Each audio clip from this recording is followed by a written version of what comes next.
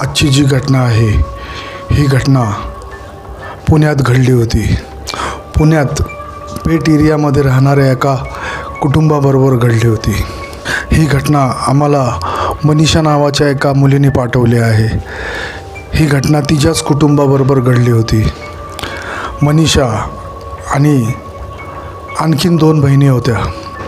सगळ्यात मोठी निशा होती, त्याच्यानंतर मनीषा, तिच्यानंतर आशा. ती निशा, तिचं लग्न होऊन 3 वर्ष झाले होते आणि जी मनीषा होती तिच्या लग्नाला 1.5 वर्ष झाले होते आणि ती प्रेग्नेंट होती. आणि जी सगळ्यात लास्ट नंबरला होती आशा, ती तिच्या आई आणि आजीबरोबर पुण्यात एका जुन्या वाड्यामध्ये राहत होते. ह्या तिघी बहिणींचे वडील लहान असतानाच वारले होते. तिची आई लोकांची भांडी धुण्याची काम करायची आणि आशा एका छोट्याशा ऑफिसमध्ये काम करायची. घरची परिस्थिती खूप वाईट होती आणि त्या परिस्थितीची जाणीव आशाला भरपूर होती.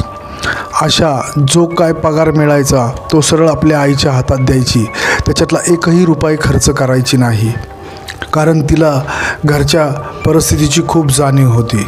आणि आशाला एक सवय होती की रोज रात्री ती तिच्या आजीच्या जवळ झोपायची. आजीला अगदी घट्ट मिठी मारून झोपायची.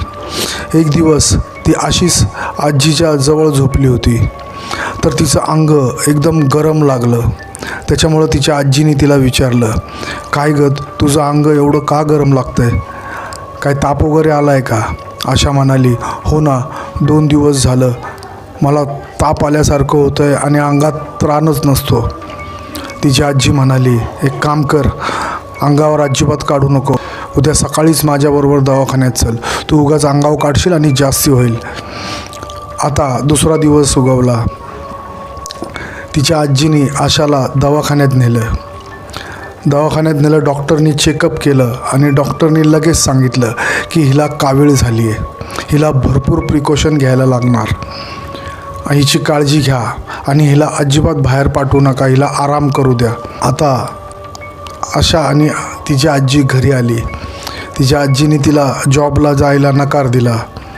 आता आशा घरीच असायची. ती घरीच आराम करायची. आता घरची परिस्थिती खूप वाईट झाली होती, कारण आशा ही जॉबला जात नव्हती आणि तिचं पेमेंटही यायचं नाही. त्याच्यामुळं तिच्या आईलाच अजून 2 घरची भांडी धुण्याची कामं करावी लागायची. आता ह्या घटनेला 3 महिने झाले होते. आशाला आता बऱ्यापैकी बरं वाटत होतं.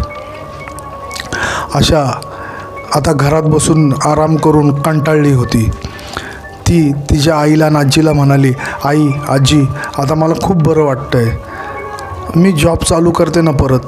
तिच्या आईने सरळ नकार दिला. तिची आई म्हणाली, बाई, कशाला आता उगाच जॉबला जाशील आणि अजून जास्ती काहीतरी होईल. आशा म्हणाली, अगं आई, आता मला भरपूर बरं वाटतं आहे, मला आता काही त्रास होत नाही आहे आणि मला जास्ती तापही नसतो. अगं तूच विचार कर ना, घरातली परिस्थिती बघ कशी झाली आहे. तिची आजी म्हणाली, राहू दे बाई, आहे तीच परिस्थिती ठीक आहे, आम्ही करू कसं तरी ॲडजस्ट. आशा आता ऐकतच नव्हती.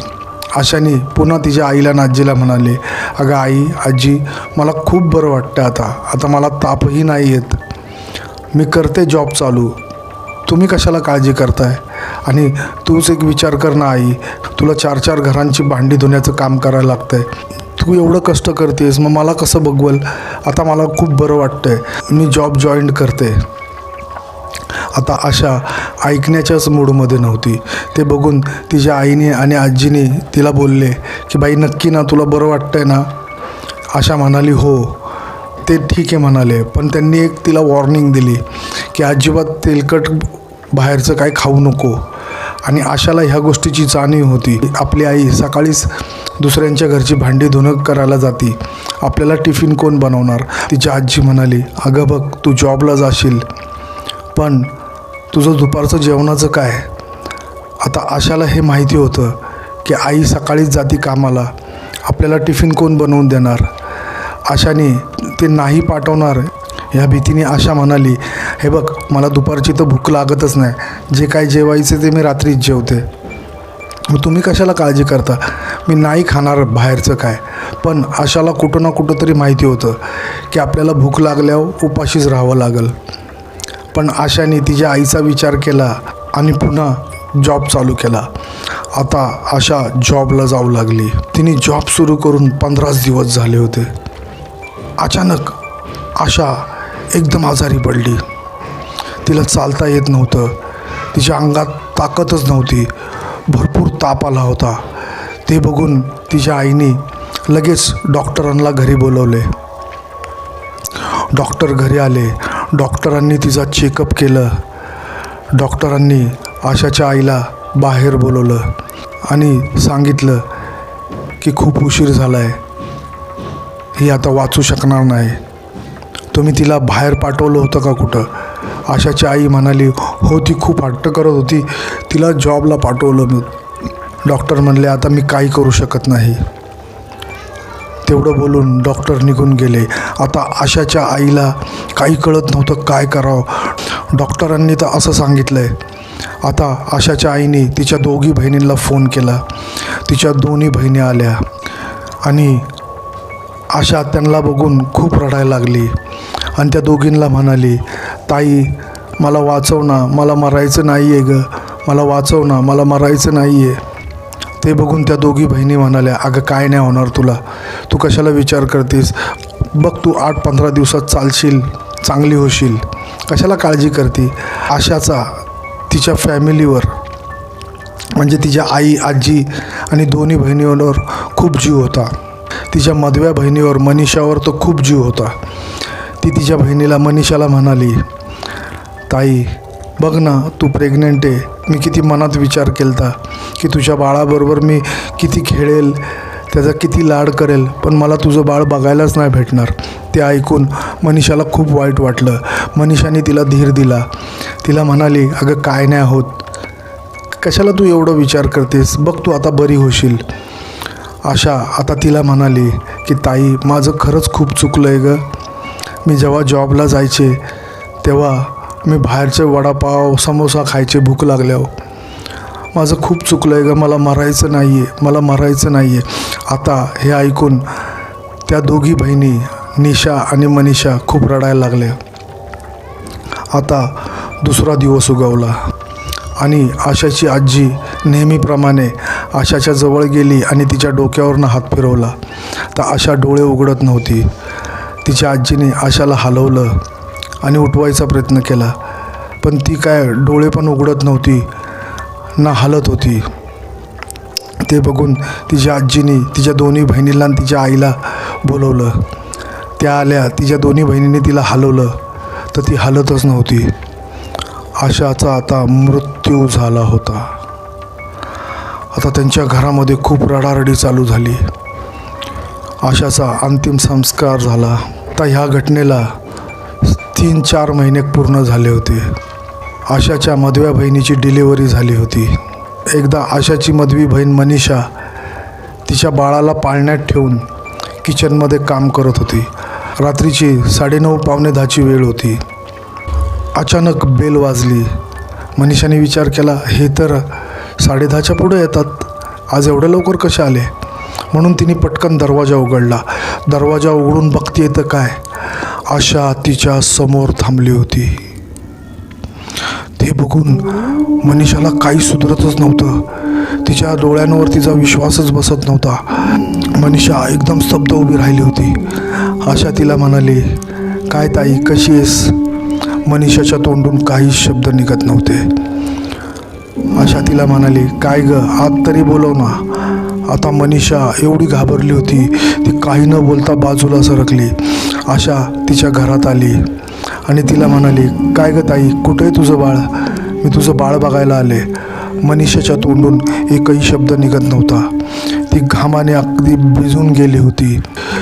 आशाने इकडं तिकडं पाहिलं. समोर पाळणा दिसला. ती पाळणीच्या दिशेला गेली. मनीषा ही घाबरत घाबरत मनामध्ये भीती वाटत होती तिला की ही माझ्या बाळाला काय करते काय. त्या काळजीने ती तिच्या मागे गेली. आशाने बाळाकडं पाहिलं. त्याच्या गालावरून हात फिरवला आणि मनीषाला म्हणाली, खूप सुंदर आहे गं तुझं बाळ, मी तुझं बाळच बघायला आले होते. मनीषाने फक्त मान हलवली. आशा आता अचानकच एका दिशेला बघतच राहिली आणि तोंडातल्या तोंडात काहीतरी बडबड करू लागली. ते बघून मनीषा अगदी घाबरली होती. आता अचानकच आशा तिला म्हणाली, चल ताई, मी जाऊ का? माझी मैत्रीण खाली थांबली, आम्हाला जायचं आहे. चल, मी पुन्हा येईल तुझ्या बाळाला बघायला. आता मनीषा तर पूर्णपणे घामाने पाणी पाणी झाली होती. एवढी घाबरली होती की तिच्या तोंडून शब्द निघत नव्हता. आशा आता हळूहळू दरवाजाच्या दिशेला चालली होती. आता आशाने मनीषाकडे वळून पाहिलं आणि गालातल्या गालात हसली आणि तोंडात काहीतरी बडबड केली आणि घराबाहेर निघाली. ती घराबाहेर जाताच मनीषाने झटकन दार लावलं आणि आतून कडी लावून घेतली. पळत पळत पाळण्याजवळ गेली आणि आपल्या बाळाला जवळ घेतलं. आता तिला आठवलं की आशा बोलली होती की माझी मैत्रीण खाली थांबली आहे. त्यामुळे ती लगेच त्या फ्लॅटच्या गॅलरीत गेली आणि खाली बघू लागली. बघते तर काय, खरंच आशाबरोबर आणखीन एक तिच्याच वयाची मुलगी होती. त्या दोघी रोडनी चालल्या होत्या. ते बघून मनीषा खूप घाबरली होती. आता मनीषाने नीट पाहिलं तर बघते तर काय, त्या दोघींचे पाय उलटे होते.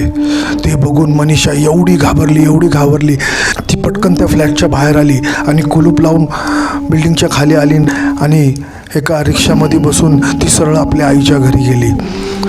आता ते ज्या एरियात राहत होते त्या एरियामध्ये एका वाड्यामध्ये ते राहायचे. मनीषाला एवढं रिक्षातून आलेलं बघून आणि भरपूर घाबरलेलं बघून आजूबाजूचे वाड्यातले लोकही जमा झाले. मनीषा चटकन आपल्या घरात गेली.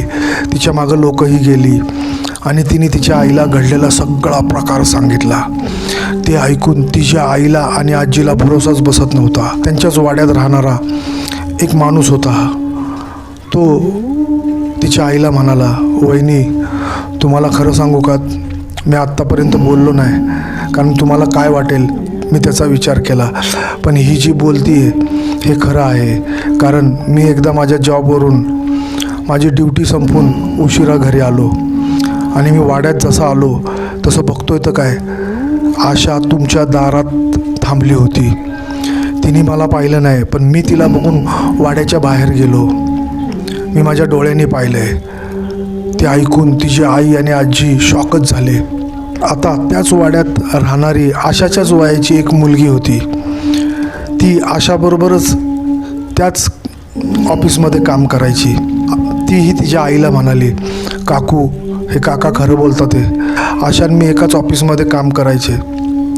आशा ज्या कॉम्प्युटरवर बसायची तो कॉम्प्युटर अचानकच चालू होतो हे ऑफिसमध्ये सगळ्यांना माहिती आहे, आणि ती ज्या खुर्चीवर बसायची ती खुर्ची अचानकच हलते हे आमच्या ऑफिसमध्ये सगळ्यांना माहिती आहे. आता तिची आई एवढी घाबरली होती की तिला सुधरतच नव्हतं काय करावं. तेवढ्यात मनीषाचा नवरा तिथं आला.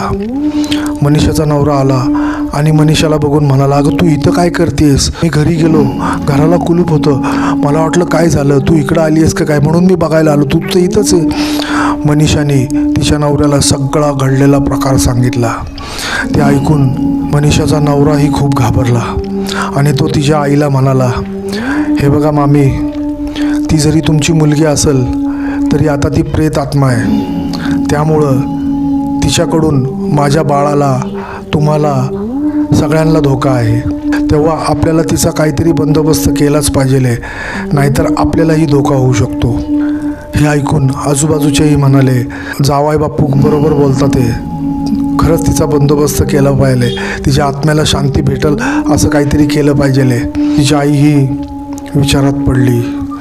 काही दिवसांनी आजूबाजूच्याच माणसांनी एक माणूस जो मांत्रिक होता त्यांना भेटवलं. त्यांनी तिच्या आत्म्याच्या शांतीसाठी होम हवन केले. त्या दिवसापासून आजपर्यंत आशा त्या वाड्यातच नाही, त्या ऑफिसमध्येही कोणाला दिसली नाही ना. ती परत मनीषाच्या घरी आली. आज ह्या घटनेला 15 वर्ष पूर्ण झालीत. ही घटना पुण्यात पेठ एरियामध्ये राहणाऱ्या एका कुटुंबाबरोबर घडली होती. ही घटना आम्हाला त्याच कुटुंबामधली जी मनीषा होती तिनेच आम्हाला लिहून पाठवली आहे. तर मित्रांनो, अशा सत्य घटना, सत्य अनुभव ऐकण्यासाठी तुम्ही आमच्या चॅनलला नक्कीच फॉलो करा आणि मित्रांनो, तुमच्याबरोबरही असे काही सत्य अनुभव, सत्य घटना घडल्या असतील तर तुम्ही आम्हाला शेअर करू शकता. डिस्क्रिप्शन बॉक्समध्ये माझी इंस्टाग्रामची लिंक आहे. तुम्ही तुमच्याबरोबर घडलेले अनुभव त्याच्यावर शेअर करू शकता. आम्ही नक्कीच पब्लिश करू. अशा सत्य भुताटकीच्या घटना ऐकण्यासाठी आमच्या चॅनलला नक्कीच लाईक, शेअर, कमेंट आणि सबस्क्राईब करा. धन्यवाद.